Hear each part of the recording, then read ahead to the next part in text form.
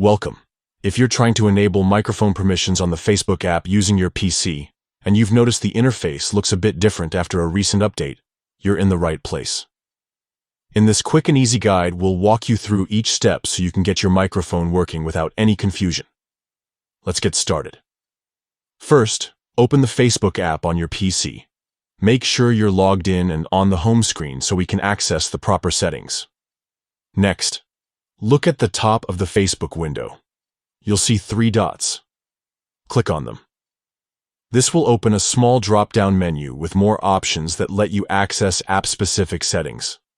From here, click on App Info. This will take you to a new screen that gives you control over how the app interacts with your device. In this section, find and click on Settings.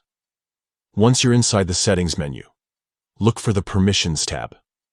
This is where you can control what your Facebook app has access to on your PC. Scroll down until you find Microphone. If it's currently disabled, just toggle the switch to turn it on. You might see a quick pop-up asking for confirmation. If so, click Allow to give Facebook permission to use your microphone. And that's it. You've now successfully enabled microphone permissions for the Facebook app on your PC. This could be helpful if you're using voice messages, video calling, or live streaming directly through Facebook.